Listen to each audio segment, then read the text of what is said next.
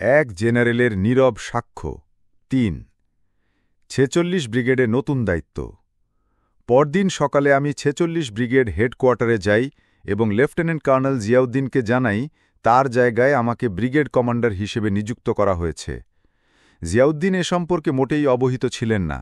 আমি লিখিত আদেশ দেখালে তিনি চেয়ার ছেড়ে টেবিলের উল্টো দিকে গিয়ে বসেন। হলিডেতে প্রবন্ধ লেখার জন্য তাকে গ্রেফতার করা হবে কিনা জিয়াউদ্দিন আমার কাছে তা জানতে চান।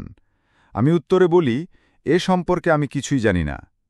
এরপর আমি তার কাছ থেকে দায়িত্বভার গ্রহণ করি এবং কাগজপত্র বুঝে নিই। তিনি তখন ছুটির দরখাস্ত দিয়ে আমাকে তা সেনা সদরে পাঠিয়ে দিতে অনুরোধ করেন। আমি ফোনে সেনাপ্রধানকে আমার দায়িত্বভার নেওয়ার বিষয়ে অবহিত করি। তাকে জিয়াউদ্দিনের ছুটির কথাও বলি। কয়েকদিন পর জিয়াউদ্দিন ছুটিতে চলে যান। ছুটিতে গিয়ে তিনি আর আর্মিতে ফেরত আসেননি। পরে তাকে চাকরি থেকে বরখাস্ত করা হয়। তখন ৪৬ ব্রিগেডের অধীনে ৪,০০০-এর বেশি অফিসার ও সৈন্য ছিল। এর অধীনে প্রধান ইউনিট ছিল প্রথম ইস্ট বেঙ্গল, দ্বিতীয় ইস্ট বেঙ্গল, চতুর্থ East Bengal, ১৬ East Bengal, ২ field artillery ও প্রথম বেঙ্গল ল্যান্সার। উল্লেখ্য, জিয়াউদ্দিন লেফটেন্যান্ট কর্নেল র্যাঙ্কে থেকেই ব্রিগেড কমান্ডার হিসেবে দায়িত্ব পালন করছিলেন, যদিও এ পদে একজন ব্রিগেডিয়ারের থাকার কথা।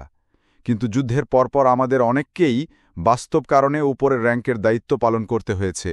দায়িত্ব নেওয়ার পর সেদিনই আমি ৪৬ ব্রিগেড স্টাফ অফিসারদের আমার কক্ষে ডাকি এবং সব অফিসারকে ২ ফিল্ড আর্টিলারি ইউনিটে ২ ঘণ্টার মধ্যে জড়ো হতে বলি। হঠাৎ ব্রিগেড কমান্ডার বদল হওয়ায় সবাই অবাক হয়েছে বলে মনে হল। তারা তৎক্ষণাৎ পরিবর্তিত পরিস্থিতি আঁচ করতে পারেনি।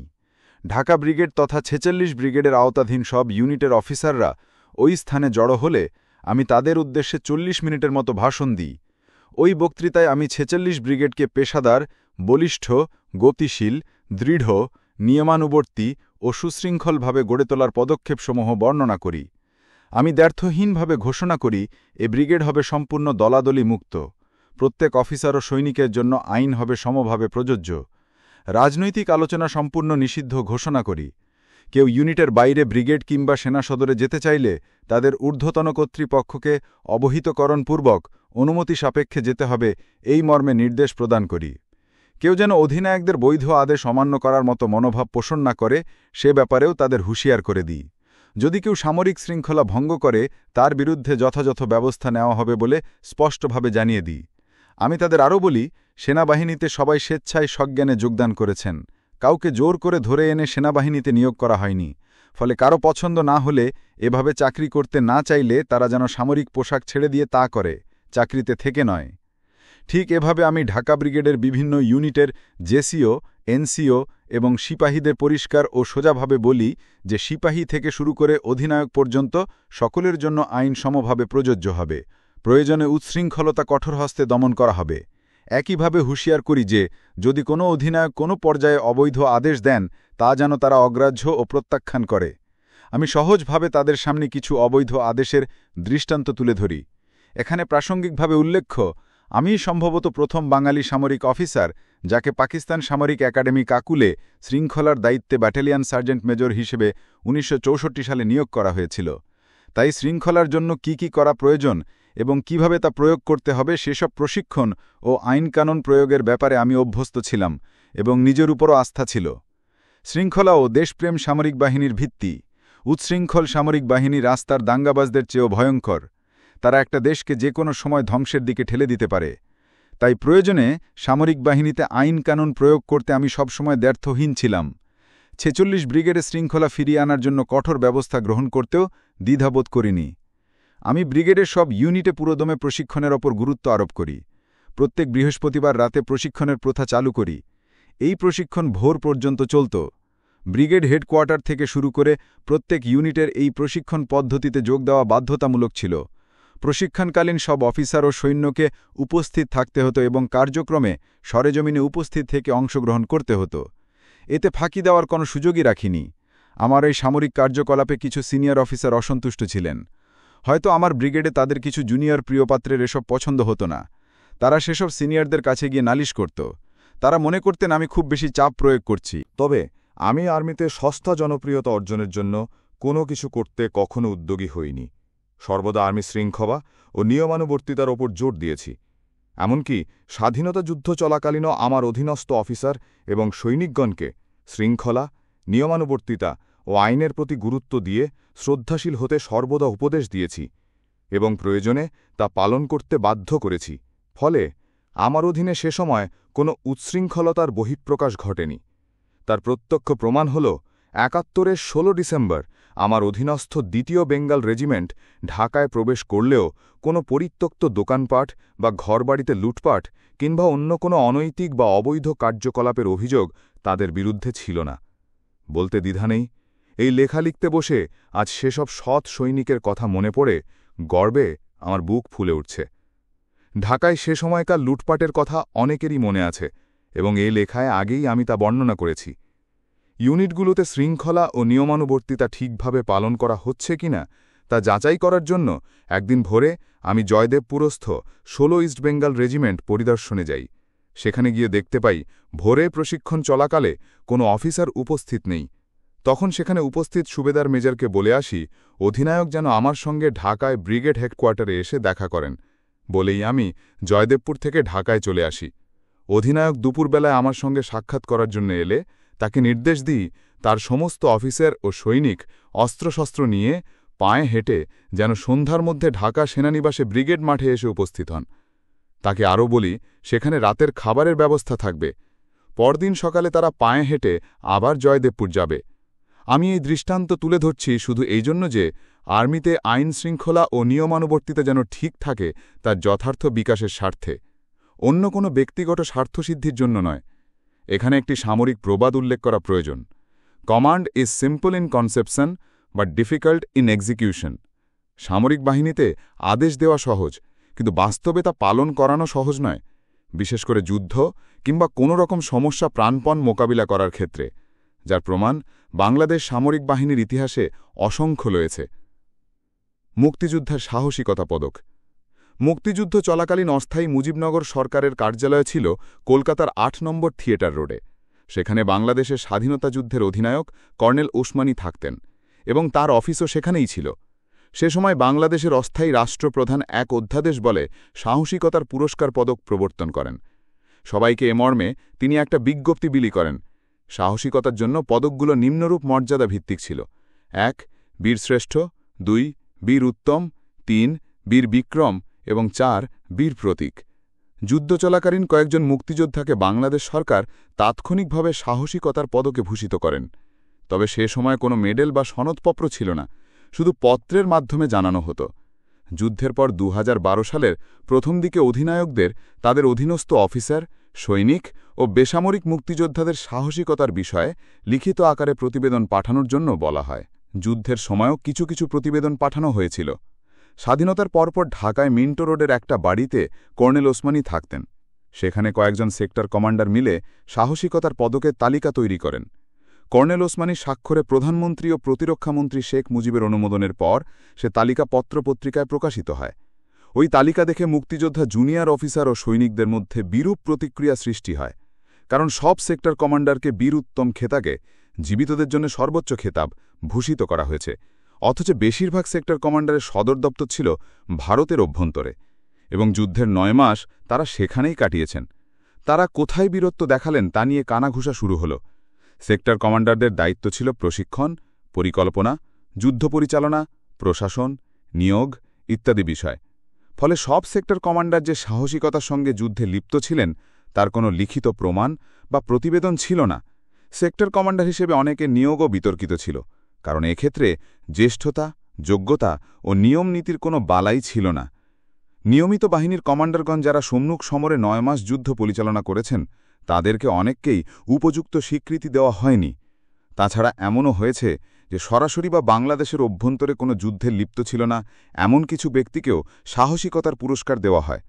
যারা অন্যান্য গুরুত্বপূর্ণ কাজ যথা পরিকল্পনা, প্রশাসন, প্রচার, প্রশিক্ষণ ইত্যাদি ব্যাপারে ব্যস্ত ছিলেন তাদেরকে সাহসিকতার পদক দেওয়ার প্রশ্নই ওঠে না, বরং তাদেরকে অন্য কোনো পদক যথা প্রশাসনিক পদক দেওয়াই বাঞ্ছনীয় ছিল। সেটা অন্যান্য দেশেও প্রচলিত, কারণ এসব কাজ সাহসিকতার পর্যায়ে পড়ে না। সাহসিকতার পদক নিয়ে মুক্তিযোদ্ধা অফিসার ও সৈনিকদের মধ্যে যে বিরূপ প্রতিক্রিয়া সৃষ্টি হয়, একজন ব্রিগেড কমান্ডার হিসেবে আমি তা নিয়ে সেনাপ্রধান শফিউল্লাহর সঙ্গে আলোচনা করি। আমি তাকে প্রধানমন্ত্রী প্রতিরক্ষামন্ত্রী শেখ মুজিবের কাছে নিয়ে যান। আমি প্রধানমন্ত্রীকে এ বিষয়ে বিস্তারিতভাবে অবহিত করি। সঙ্গে সঙ্গে তিনি পদক তালিকা রহিত করার আদেশ দেন। এই রহিতাদেশ পরের দিনই পত্রপত্রিকা প্রকাশিত হয়, কিন্তু কয়েকদিন পর ওই রহিতাদেশ বাতিলপূর্বক আগের পদকগুলোই বাহাল রাখা হয়। পরে জেনেছি ওই তালিকা বাহাল রাখার জন্য স্বার্থান্বেষী মহল থেকে জোর প্রচেষ্টা নেওয়া হয়েছিল। পরে আমি যখন বাংলাদেশ আর্মির অ্যাডজুট্যান্ট জেনারেল হই, তখন এই সংক্রান্ত কাগজপত্র খুঁজে সাহসিকতার পদকপ্রাপ্ত অনেকেরই লিখিত প্রতিবেদন বা সাইটেশন পাইনি। শুধু একটা নামের তালিকা ও সরকারি গেজেট ছিল। উল্লেখ্য, এ পদকপ্রাপ্তির সুপারিশের সঙ্গে সাহসিকতার প্রকৃত ঘটনার উল্লেখ ন্যূনতম ২-৩ জন চাক্ষুষ সাক্ষী, বক্তব্য ইত্যাদির এবং এরপরে প্রয়োজনে অনুসন্ধান করে যাচাই করার ব্যবস্থা থাকাই নিয়ম। তারপরেই যথাযথ নিরীক্ষার ভিত্তিতে সাহসিকতার পদক পাওয়ার কথা। অথচ স্বাধীনতা যুদ্ধে সাহসিকতার জন্য পদক দেওয়া হয়েছে এমন ব্যক্তিদেরও যারা যুদ্ধের ৯ মাস বাংলাদেশের মাটিতে পা রাখেননি। মুক্তিযোদ্ধা সনদপত্র ও ফ্রাইডে ফাইটার। ঠিক এমনিভাবে মুক্তিযোদ্ধা সনদপত্র ইস্যু করা ও বিতরণ নিয়ে অনেক অনিয়ম করা হয়। এ নিয়ে এমন হাস্যকর পরিস্থিতি সৃষ্টি হয়, যেজন্য প্রকৃত মুক্তিযোদ্ধা আজও ক্ষুব্ধ। যাচাই না করে ঢালাউভাবে মুক্তিযোদ্ধা সনদপত্র দেওয়া হয় দেশের লোক থেকে শুরু করে ভারতে অবস্থানকারী শরণার্থী পর্যন্ত, যাদের যুদ্ধে কোনো প্রত্যক্ষ বা পরোক্ষ অবদান ছিল না। এমনকি সময় সময় মুক্তিযোদ্ধা সংসদের কর্মকর্তা করা হয় এমন সব ব্যক্তিদের যাদের মুক্তিযুদ্ধে অংশগ্রহণ কিংবা কোনো ভূমিকা ছিল না। খুব বেশি ত্যাগ করলে তারা দেশ ত্যাগ করে শরণার্থী হয়েছিলেন।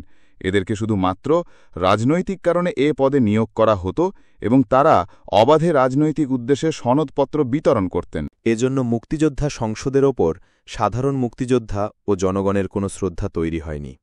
দেখা গেছে সরকার পরিবর্তনের সঙ্গে সঙ্গে মুক্তিযোদ্ধা সংসদের কর্মকর্তারও পরিবর্তন ঘটেছে। জেনারেল জিয়া ক্ষমতায় থাকাকালে জেনারেল এরশাদ ছিলেন মুক্তিযোদ্ধা সংসদের প্রধান উপদেষ্টা, যদিও আমরা ৩ জন সিনিয়র মুক্তিযোদ্ধা অফিসার ঢাকায় চাকরিরত ছিলাম। এরপর এরশাদকে সেনাপ্রধান করা হলে আমাকে মুক্তিযোদ্ধা সংসদের প্রধান উপদেষ্টা করা হয়। আমি ২-৩ দিন মুক্তিযোদ্ধা সংসদে গিয়ে তাদের সঙ্গে আলোচনা করি এবং নেতাদের জানাই যে এটাকে একটি অরাজনৈতিক সংগঠন হিসেবে গড়ে তুলতে যা যা প্রয়োজন সবকিছু করা হবে। প্রকৃত প্রতিনিধি বাছাইয়ের জন্য আমি অচিরেই নির্বাচন দেওয়ার কথা বলি। এর কদিন পর জেনারেল এরশাদ আমাকে জানান, রাষ্ট্রপতি জিয়া মনে করেন যেহেতু অ্যাডজুটেন্ট জেনারেলের কাজ ছাড়াও আমি ক্যাডেট কলেজ, সেনা কল্যাণ সংস্থা ইত্যাদিতে দায়িত্ব পালন করি, তাই মুক্তিযোদ্ধা সংসদে হয়তো বেশি সময় দিতে পারব না। সপ্তাহখানেক পার না হতেই সরকারি আদেশ বলে আবার জেনারেল এরশাদকে মুক্তিযোদ্ধা সংসদের প্রধান উপদেষ্টা করা হয়। বস্তুত ৩-৪ দিন মুক্তিযোদ্ধা সংসদের কাজকর্ম দেখার সুযোগে যা বুঝতে পেরেছি তা হল, যারা এই সংসদটির বিভিন্ন পদ দখল করে আছেন তারা সরকার থেকে বিভিন্ন সুযোগ সুবিধা নিতেই ব্যস্ত। আমি এটা বন্ধ করার পরিকল্পনা নিয়েছিলাম, যেমন পরিত্যক্ত কিছু শিল্প কারখানা সংসদকে সরাসরি বরাদ্দ করা, বিভিন্ন জনকে পারমিট দেওয়া ইত্যাদি কিছু ফাইল আমার কাছে এসেছিল সুপারিশের জন্য, কিন্তু এসবে আমি কোনো সাড়া দেইনি। এখনও নতুন করে মুক্তিযোদ্ধা বানানোর প্রক্রিয়া চলছে। নিজের কথা বলতে পারি, মুক্তিযুদ্ধের সাহসিকতার স্বীকৃতিস্বরূপ বঙ্গবন্ধু শেখ মুজিব ছাড়াও বাংলাদেশ সরকারের ২ জন প্রধানমন্ত্রীর কাছ থেকে সনদপত্র পাওয়ার পরও মুক্তিযোদ্ধা সংসদ থেকে মুক্তিযোদ্ধা হিসেবে অন্তর্ভুক্ত হওয়ার জন্য আবেদনপত্রে ছাপানো ফর্ম অর্থাৎ আপিল ফর্ম সরকারিভাবে আমার কাছে পাঠানো হয়। সেই ফর্মটি অবশ্য আমি পূরণ করিনি। এসব অবমাননাকর পরিস্থিতি থেকে রেহাই পেতে এখন নিজেকে একজন সাহসিকতা পদকপ্রাপ্ত মুক্তিযোদ্ধা হিসেবে পরিচয় দিতেও কুণ্ঠাবোধ হয়। এখানে একটি ঘটনা উল্লেখ করতে চাই। যুদ্ধের প্রয়োজনে ১৯৭১ সালের জুলাই মাসে নিয়মিত বাহিনীর জন্য নতুন লোকবলের দরকার হয়। উপযুক্ত লোক না পেয়ে শরণার্থী শিবির ও অন্যান্য উৎস থেকে অপ্রাপ্তবয়স্ক ছেলেদের নিয়মিত বাহিনীতে নিতে বাধ্য হই। তবে প্রাপ্তবয়স্কদের অনেকেই নিয়মিত বাহিনীতে যোগ দিয়ে শৃঙ্খলার সঙ্গে সম্মুখযুদ্ধে অংশ নিতে আগ্রহী ছিল না, কিন্তু সেক্টরের অধীনে অনিয়মিত বাহিনীতে কাজ করতে উৎসাহী ছিল। একদিন কথা প্রসঙ্গে এ বিষয়টি আমি প্রধানমন্ত্রী শেখ মুজিবের দৃষ্টিগোচর করি। শুনে তিনি অবাকই হলেন। অথচ দেশ স্বাধীন হওয়ার পর ফ্রিডম ফাইটারদের কটাক্ষ করে সংক্ষেপে এফএফ অর্থাৎ ফ্লাইডে ফাইটার কিংবা 16 ডিভিশন বলে অভিহিত করতেন অনেকে। কারণ আমাদের বিজয় দিবস ছিল ১৬ই ডিসেম্বর এবং তার পরদিন ছিল শুক্রবার।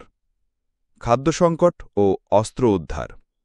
1973 সালের জানুয়ারি মাসের প্রথম দিকে ঢাকা সেনানিবাসের আর্মি হেডকোয়ার্টার অফিসার মেসে আমার বিয়ে অনুষ্ঠিত হয়। ব্যস্ততা থাকা সত্ত্বেও বিয়েতে প্রধানমন্ত্রী শেখ মুজিবুর রহমান স্বয়ং উপস্থিত ছিলেন এবং বেশ কিছু সময় অনুষ্ঠানে কাটান। এত ব্যস্ততার মধ্যে তিনি আমার বিয়েতে সময় দেওয়ায় আমি সত্যিই অভিভূত হই। আমার প্রতি প্রধানমন্ত্রীর হৃদ্যতা অনেকেই লক্ষ্য করেন। বিয়ের জন্য আমি একদিন ছুটি নিয়েছিলাম। পরদিন আমি কাজে যোগদান করি, কারণ তখন দেশে আইনশৃঙ্খলা পরিস্থিতির অবনতি, চোরাচালান এবং খাদ্যাভাব দেখা দেয়। যুদ্ধবিধ্বস্ত বাংলাদেশের রাস্তাঘাট এবং পরিবহন ব্যবস্থা অত্যন্ত খারাপ ছিল, তাই ঠিকমতো খাদ্যশস্য সরবরাহে বিঘ্ন ঘটে। সেজন্য চট্টগ্রাম ও চালনা সমুদ্রবন্দর থেকে দেশের সর্বত্র খাদ্য সরবরাহের কাজেও আর্মিকে নিয়োজিত করা হয়। এর অংশ হিসেবে আমার ব্রিগেডও নারায়ণগঞ্জ, পোস্তগোলা ইত্যাদি স্থানে মালামাল খাদ্যগুদামে আনা নেওয়ার কাজে ব্যস্ত ছিল। দেশে তখনও পর্যন্ত বিপুল পরিমাণ অবৈধ অস্ত্রশস্ত্র ছিল, অথচ তা ভালোভাবে উদ্ধার করা হয়নি। খাদ্য পরিস্থিতি জরুরিভাবে মোকাবেলায় রেশন কার্ড পদ্ধতি চালু ছিল, কিন্তু অনেক ভুয়া রেশন কার্ড দেওয়া হয়েছিল। এসব ভুয়া রেশন কার্ড উদ্ধারের কাজও আমার ব্রিগেডের উপর ন্যস্ত ছিল। একদিন আমি সেনাবাহিনীর কার্যক্রম প্রত্যক্ষভাবে দেখার জন্য বিজয়নগরের রাস্তা দিয়ে যাচ্ছিলাম। তখন সেখানে কর্তব্যরত আর্মি কমান্ডার আমাকে জানান, ওই এলাকায় একটি বিল্ডিংয়ের দোতলায় অবস্থিত যুবলীগের অফিসে অস্ত্র ও গোলাবারুদ মজুদ আছে। তাদের সঙ্গে একজন ম্যাজিস্ট্রেটও ছিলেন। আমি তখন নির্দেশ দিই ম্যাজিস্ট্রেট যেন আর্মির সহায়তায় যুবলীগের অফিসে এসব অবৈধ অস্ত্র ও গোলাবারুদ সন্ধান করেন। যুবলীগের অফিসে তখন তালা লাগানো ছিল। তালা ভেঙে ভিতরে ঢুকে প্রাপ্ত সামগ্রীর তালিকা তৈরিসহ সবকিছু আইন অনুযায়ী ঠিকমতো করার জন্য তাদের নির্দেশ দিই। ম্যাজিস্ট্রেট আর্মির সাহায্যে তালা ভেঙে অফিসের ভেতরে প্রবেশ করেন এবং 12টি ড্যামি প্র্যাকটিস 303 রাইফেল উদ্ধার করেন। এই রাইফেলগুলো বেসামরিক ব্যক্তিদের কাছে থাকার কথা নয়। প্রশিক্ষণের কাজে এ ধরনের অস্ত্র সামরিক ও পুলিশ বাহিনীতে ব্যবহার করা হয়। যা হোক, এই রাইফেলগুলো জব্দ করা হয়। পরে জানতে পারি ওই দিন বিকেলে প্রধানমন্ত্রী ঢাকার তৎকালীন জেলা প্রশাসক সৈয়দ রিজাউল হায়াত, পরে সচিব, এবং পুলিশের এসপি মাহবুব উদ্দিন, পরে আওয়ামী লীগে যোগদানকারীকে এ ব্যাপারে জিজ্ঞাসাবাদ করেন। তারা প্রধানমন্ত্রীকে জানান ঢাকা শহর থেকে অবৈধ অস্ত্রোদ্ধারের ভার সেনাবাহিনীর ওপর ন্যস্ত। তারই অংশ হিসাবে সেনাবাহিনী যুবলীগ অফিস তল্লাশির নির্দেশ দেয়। এর কিছুদিন পর প্রধানমন্ত্রীর সঙ্গে সাক্ষাৎকারের সময় কথাপ্রসঙ্গ এই বিষয়টি আমি নিজেই উত্থাপন করি। তিনি হেসে জানতে চান ওই তল্লাশির সময় কোনো অস্ত্র পাওয়া গেছে কিনা। আমি জবাবে বলি 12টি ড্যামি প্র্যাকটিস রাইফেল পাওয়া গেছে, যা শুধু প্রশিক্ষণের কাজে সামরিক ও পুলিশ বাহিনীতে ব্যবহৃত হয়। প্রধানমন্ত্রী এ সম্পর্কে আর কোনো মন্তব্য করেননি। 1973 সালের সাধারণ নির্বাচন। 1973 সালের মার্চ মাসে স্বাধীন দেশে প্রথমবারের মতো সাধারণ নির্বাচন অনুষ্ঠিত হয়। এই নির্বাচনে 300টি সংসদীয় আসনের মধ্যে আওয়ামী লীগ 293টি আসনে জয়ী হয়।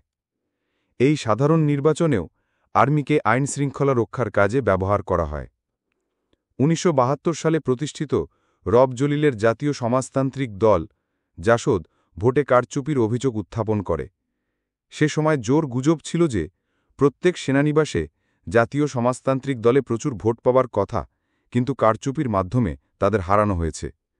মূলত দেশে যে অস্বাভাবিক অবস্থা বিরাজমান ছিল তার প্রভাব আর্মিতেও পড়ে।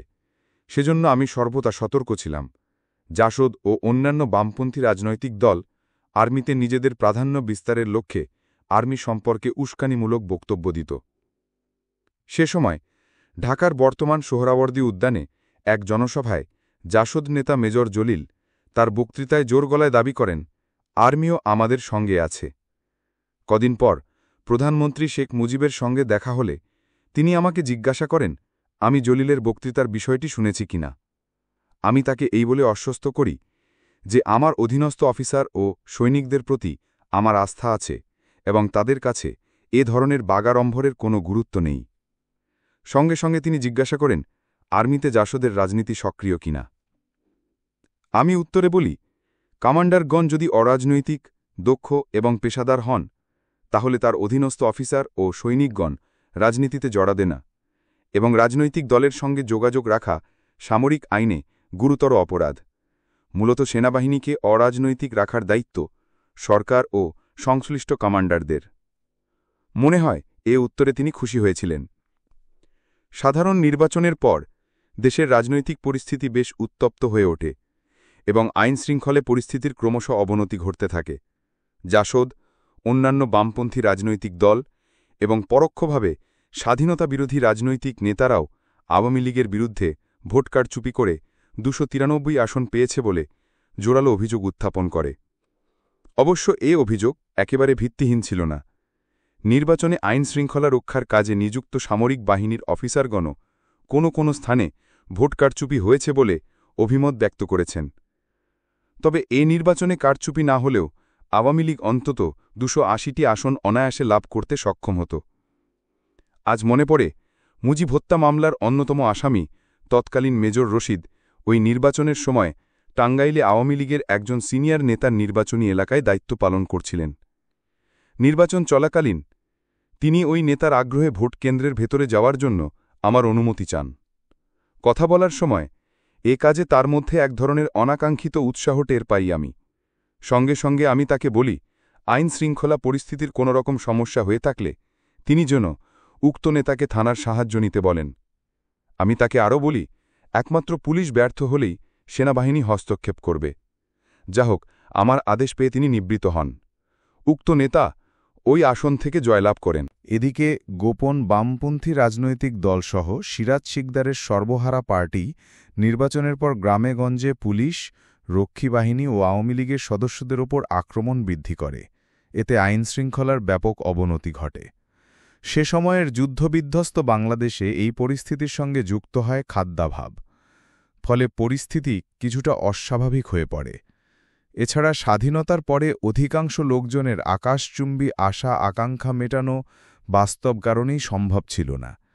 কিন্তু স্বাভাবিকভাবে এই পরিস্থিতির দায় বহন করতে হয়েছিল সরকারকে।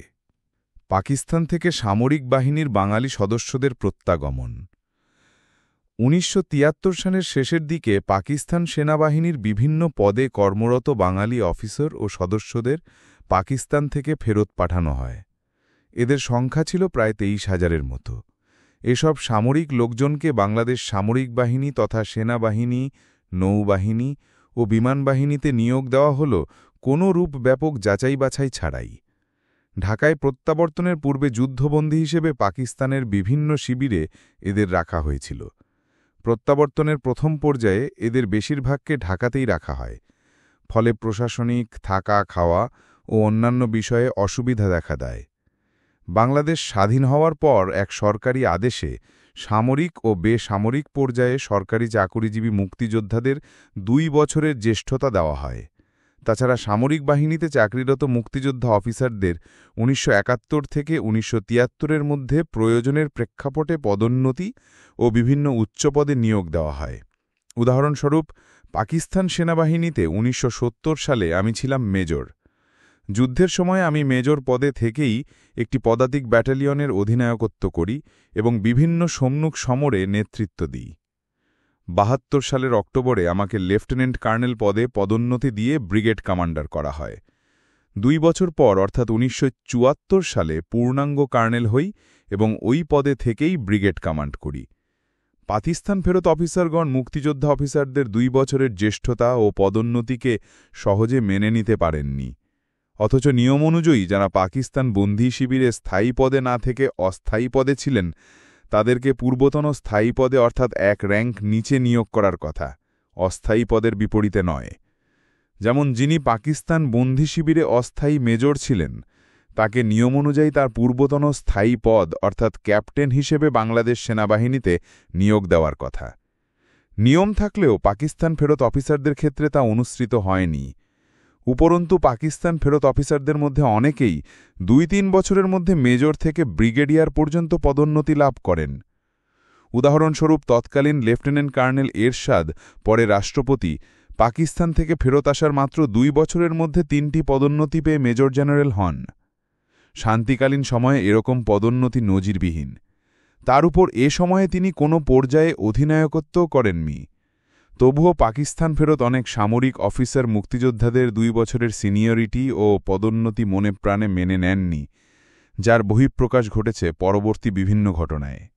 ওয়াসিউদ্দিনকে নিয়ে গুজব। বাংলাদেশ সেনাবাহিনীতে পাকিস্তান ফেরত সিনিয়র আর্মি অফিসার ছিলেন লেফটেন্যান্ট জেনারেল খাজা ওয়াসিউদ্দিন ও মেজর জেনারেল এম.আই. করিম।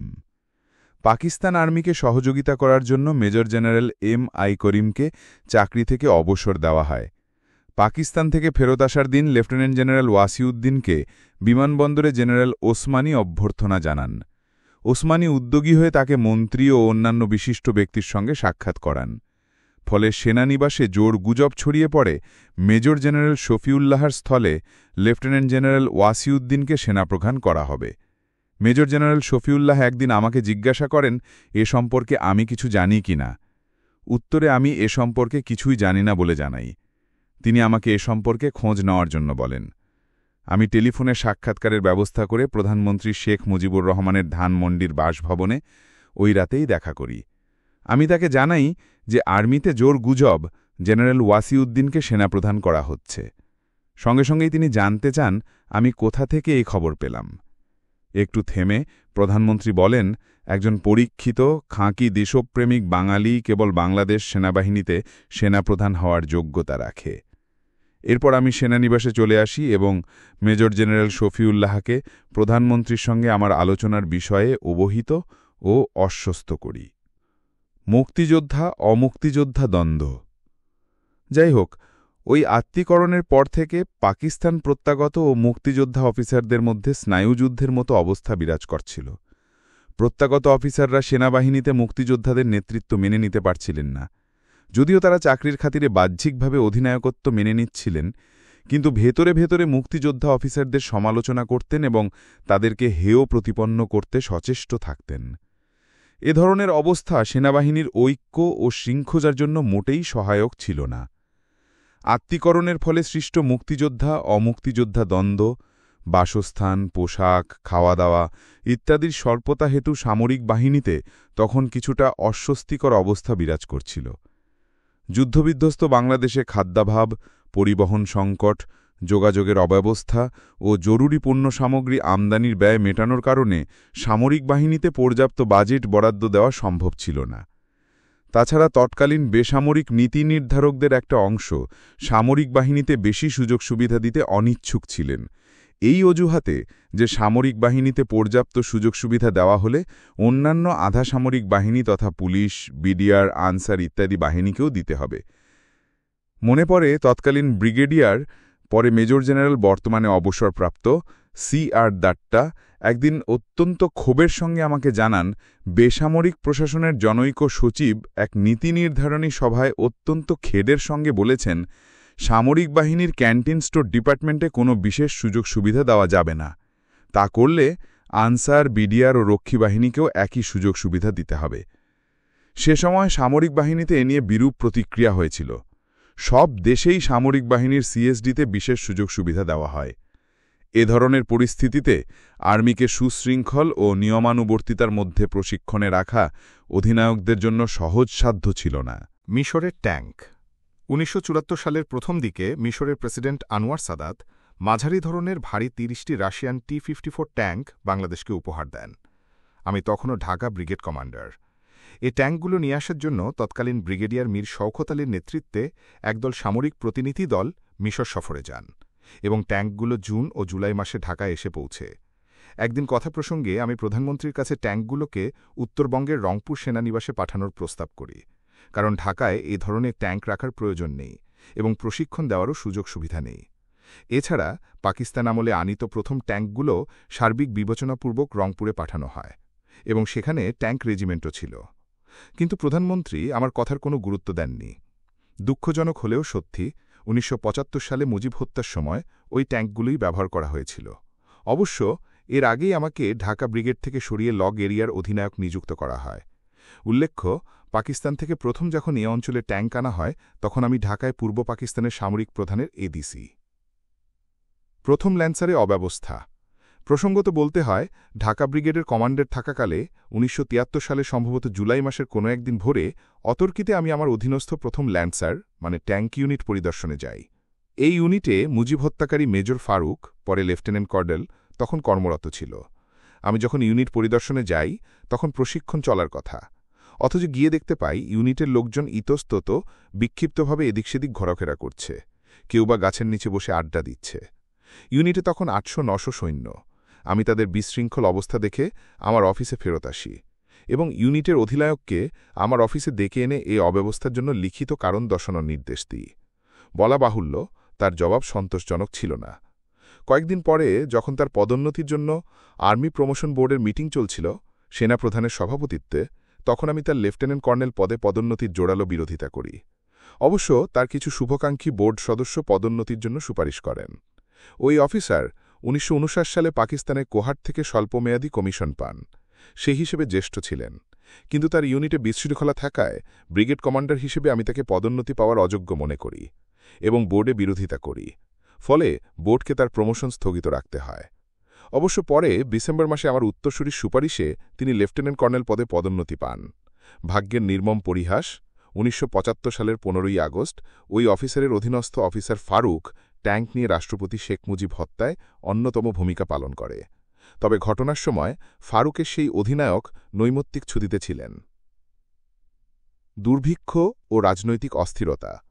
১৯৭৩ সালের মাঝামাঝি থেকে দেশের খাদ্য পরিস্থিতি, বিতরণ এবং আনুষঙ্গিক প্রশাসনিক ব্যবস্থা ক্রমাবনতির দিকে যেতে থাকে। সে বছর বন্যায় ফসলের ব্যাপক ক্ষয়ক্ষতি হয়। কোনো কোনো স্থানে, বিশেষ করে উত্তরবঙ্গে দুর্ভিক্ষের মতো অবস্থা বিরাজমান ছিল। খাদ্যশস্য, অন্যান্য পণ্যসহ নিত্য প্রয়োজনীয় সামগ্রীর দাম সাধারণ জনগণের ক্রয়সীমার বাইরে চলে যায়। এই পরিস্থিতিতে বর্ষীয় রাজনৈতিক নেতা মাওলানা ভাসানী সরকারের বিরুদ্ধে আমরণ অনশন ধর্মঘট শুরু করেন। ফলে রাজনৈতিক মঞ্চ আরও উত্তপ্ত হয়ে ওঠে। এই অনশনের কারণে মাওলানা ভাসানীর শারীরিক অবস্থা ক্রমশ দুর্বল হয়ে মৃতপ্রায় অবস্থায় উপনীত হল। ফলে সর্বত্র এই আশঙ্কা ছড়িয়ে পড়ে, যদি অনশনে মাওলানা ভাসানীর মৃত্যু ঘটে, তবে দেশের বিভিন্ন স্থানে, বিশেষ করে ঢাকায় আইনশৃঙ্খলা পরিস্থিতি নিয়ন্ত্রণের বাইরে চলে যাবে। সামরিক বাহিনীতেও এর প্রভাব পড়ে। তৎকালীন সেনাপ্রধান আমাকে ঢাকা নিবাসী সৈন্যদের মনোবল সম্পর্কে সতর্ক থাকতে বললেন। আমি তাকে এ ব্যাপারে নিশ্চিন্ত থাকতে বলি, কারণ আমি পূর্ব থেকেই এ ব্যাপারে সতর্ক ছিলাম। আমি নিয়মিত আমার অধীনস্থ ইউনিট কমান্ডারদের সঙ্গে বৈঠক করতাম, তাদেরকে সর্বদা চেইন অফ কমান্ড ঠিক রেখে সতর্ক থাকতে হুঁশিয়ার করি এবং ইউনিটে যেন কোনরূপ রাজনৈতিক প্রভাব বিস্তার লাভ না করে সে ব্যাপারে নির্দেশ দিই।